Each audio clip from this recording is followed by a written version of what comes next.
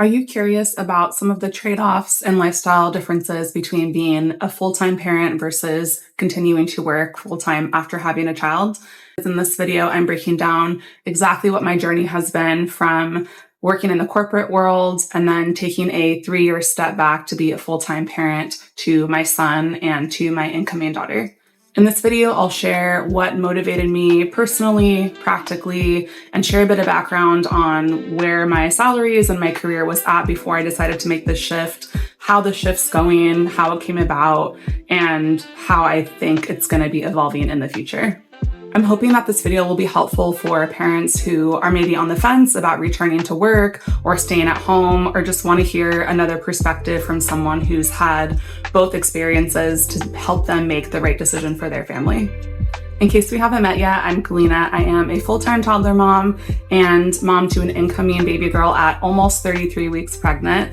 And in this channel, we are talking about all things parenting, mindset. In this video, we're talking about work and career. We're talking about things that are a bit holistic, a bit natural, and trying to keep everything really encouraging and also really informative. If any of that resonates, please like and subscribe for new videos just like this every week. If you're interested in why I'm planning to homeschool my son, then check out this video. I want to start with a huge disclaimer, which I think is just incredibly necessary. My intent is just to share my own personal perspective and not to disparage or judge anyone based on the decisions that they're making, that they are deciding are best for their family for different reasons, whether that's financial or just personal reasons. There's no one right way to parent, and everyone has to find a balance that works for them, that feels right with work and right with their kids. So in this video, I'm really just sharing my personal perspective, and I'm not trying to be preachy or judgy at all. I thought it might be fun to first just share a little bit of background on where I was at in my career and sort of how I got there and how much money I was making at the time, just to kind of illustrate there are so many factors that go into making a decision on whether you step away or choose to become a full-time parent, and I think it would just be kind of fun to share. I started working when I was 16 years old. My first job was at a furniture store at the local mall making minimum wage.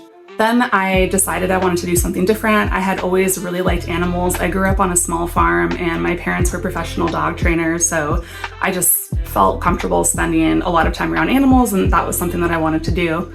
So I decided that I would take a job at a local dog boarding kennel, which also made minimum wage, but was paying under the table, so it was actually a little bit more in my pocket.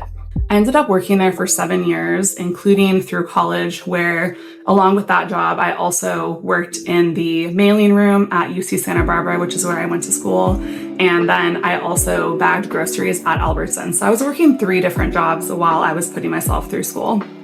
So out of college, I graduated with a political science degree, totally useless. I thought I might go to law school. That didn't end up happening. I really didn't like my classes at all, and politics was not for me. After college, I got another minimum wage job, but at least it was a corporate one, doing some type of marketing analysis basically for this really small startup. After that, I started working at Harbor Freight Tools as an inventory analyst for supply chain, making $45,000 a year, which at the time to me felt like $1 million. My next job after that was another forecasting sales analyst type of role. That was for a quartz manufacturer that installed things like quartz countertops. I think I made $65,000 or $70,000 in that job. After that, I moved to the San Francisco Bay Area, which is absolutely beautiful, and there's things I really miss about living there. And I worked my first kind of sexy tech company job at GoPro, making about $85,000 a year. My job at GoPro was where my career sort of shifted from just an analyst sort of role into a little bit more of a strategic role, where I was actually overseeing the installation and maintenance of all of these giant point of purchase displays that you see in any big box store. Unbeknownst to me, they were already starting layoffs for that company 2 weeks into when I started, and it was just a matter of time before I also got the job, which happened about 2 years later. After that, my husband and I were looking for a little bit of a change of scenery, so we ended up moving to Portland, Oregon, because I got a job at Adidas corporate there, and I was doing procurement and strategic sourcing work for marketing categories. For those of you who don't know what strategic sourcing is, which I definitely didn't until I saw the job posting and read about it, it's basically the end-to-end management of vendor relationships and that partnership lifecycle. So the role is actually very robust and very interesting, and it's what I ended up doing until I stepped away with my son. I then became a strategic sourcing consultant, and I'm not allowed to talk about who my clients were, but they were Fortune 500 CPG companies. My last corporate job that I ever worked was for Facebook, now called Meta, and that's where I was doing similar work, strategic sourcing type of work for marketing categories as well. When I left Meta, I was making about $120,000 just salary, plus RSUs, and then plus just the incredible benefits like health benefits, which I paid absolutely nothing for. I fully intended to return to work. I had been working for so long for my entire life since I was 16 years old. I just never thought that I would be someone who would even consider not returning to work and wanting to stay home with their kids. I also didn't know anyone else who was doing that at the time. All of my friends also were corporate goddesses working these great jobs, and everyone just bought into that culture and kind of the hustle and grind of Southern California, just trying to make as much money as possible with the sexiest, best brands as possible. Both my husband and my parents also put us in daycare, I think when we were 4 months old. So between all of my friends working and putting their kids in daycare, growing up in the daycare system, and just having such a robust career that I was so proud of that I didn't want to walk away from, I just couldn't conceive of a world where I would actually want to leave that behind and just focus solely on my family. After I had my son, I started researching different daycare or home care options, and at the time, there were a few in my area who were actually accepting open applications. A lot of them weren't, and I just remember seeing this room for infants that was maybe a 10 by 10 room, fluorescent lights totally inside, no windows, that had about 8 kids in it. I loved being outside. I was taking my infant son outside, and it was weird and just inconceivable to think that he would be in such a tiny room with no natural light with all of these kids for 8 hours a day. Not to mention the cost. That place cost $2,200 a month. There was another option that I saw that was more of a Montessori-based style, which I really liked. It was really run down though, and just didn't seem very clean. I remember just looking at the changing table and looking at the sleeping areas and the cribs and just thinking, wow, I feel like everything in here just needs to be replaced. I'm kind of a stickler for cleanliness, as you might be able to tell from some of my non-toxic videos playlist here in my channel. And I just wasn't comfortable leaving my kid in an area that I just didn't feel was really clean or just run down, especially at such a high price point. I think that one was also about $2,000 a month. So here's the real kicker of sort of the practical reason why I decided to consider an at-home full-time option. My salary is $120,000 a year in California, which has crazy high taxes. My rent, I think at the time, was $4,600. I was paying half of that, my husband the other half. I had a $700 car payment. Utilities alone costs probably $800 or $1,000 a month running the AC in Southern California in 90-degree weather. At the end of the day, after all those calculations, not even considering gas and groceries and other just daily living expenses, I was going to be netting less than $30,000 a year. So I was faced with the choice: put my son in one of these tiny, sad rooms for 8 hours a day while I'm away from him, or make $30,000 a year. And to me, it was an absolute no-brainer. Obviously, the daycare options that I was presented with were just not in alignment with how I saw my son spending a lot of time. And so I actually explored an in-home option and found someone who was amazing to come and take care of my son, I'll just say quote, quote, full-time while I returned to work for a few months. It was still expensive, but it was a lot cheaper than putting him in a daycare setting, and at least I could still nurse and I could be with him throughout the day. I will say it was a little bit different because even though I did return to work for a few months, Meta was also gearing up for some layoffs, so all of my projects were getting canceled, or I was just getting thrown really tiny projects that took no time at all. So I felt like I was maybe only working 2 hours a day, and the rest of the time I was actually just paying someone to be in my house with me full time to kind of teach me how to be a mom, because I didn't know how. I should back up and say that the woman that we found was actually the mother of one of my friends and who was a roommate of mine in college.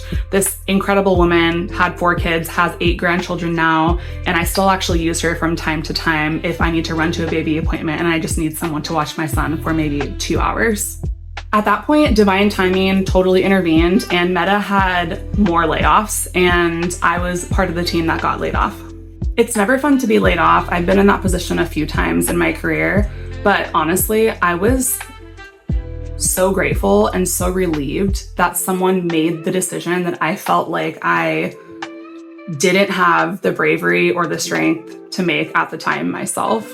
Because I knew in my heart that I really wanted to just stay home with my son full time. It just didn't make sense to me practically anymore. And then something also just shifted in me as well, just becoming a mother. And I'm just really grateful that someone else made that decision, because I feel like if that hadn't happened, maybe I would have held on longer than I should have. Aside from the very practical, mostly financial reasons why I decided to stay at home, a big part of it was also just a huge personal shift within me.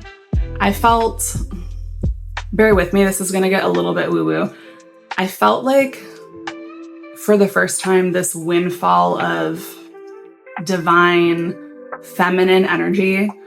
I felt reborn as a mother. I felt connected to my soul and the soul of my son in a way that I could never have expected or comprehended or anticipated. And it honestly just shook me to my core. Since making the switch, I've had a lot of time to look into child psychology and development and, what are the reasons why it's actually beneficial for mom and baby to be together and not have interruptions or this crazy separation through work or the daycare, all of these systems that are constantly trying to tear us apart. And I've gotten so much clarity on the why from more of a factual, statistical perspective. But before I even knew that, it was more of just a feeling that I knew was right for me. And I just knew that I wanted to be with my son full time. And I just, honestly, as much as I had cared about and worked for my career up until that point, I just didn't care about it anymore. It just paled in comparison to this new little life that I had brought into the world. Let's talk the trade-offs and the considerations when I decided to make the shift to being a full-time parent. The hard things, definitely financials. It's really hard to walk away from work. I was getting all sorts of job offers at that point.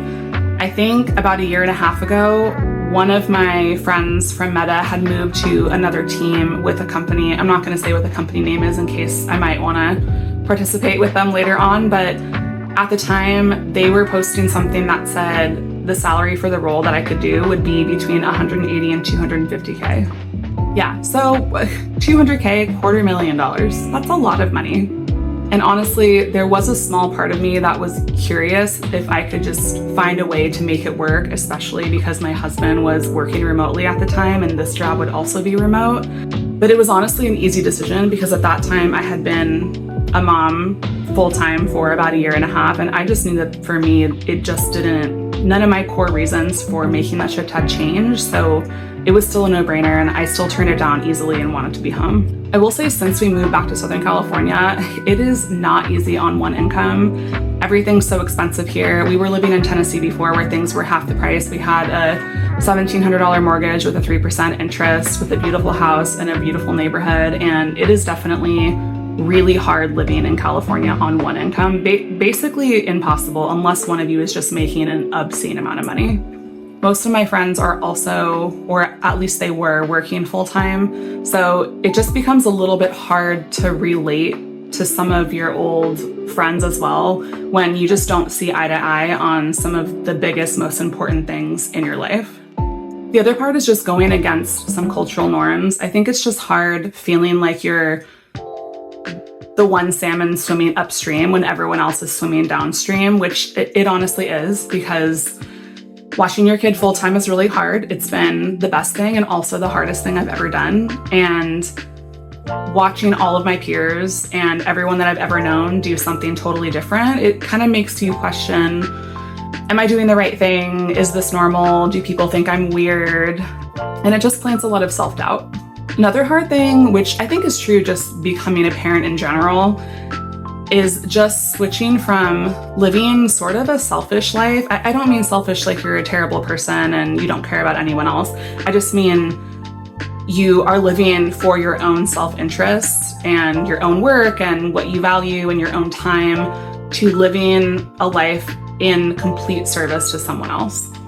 And that was especially true for me just being home full time. I mean, my time was not my own anymore, and having to sort of realize that and grapple and kind of grieve and make peace with that, and then find hope in that and a new rhythm and new things to look forward to and a new way of living life was a huge, huge shift, and something that was really hard, and honestly is still something that I struggle with today.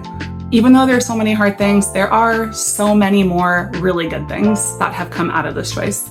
Number one, this might seem really small, but I've become a really good cook. I cook all the time. I'm making my own sourdough bread now, which I've been scared to do for years.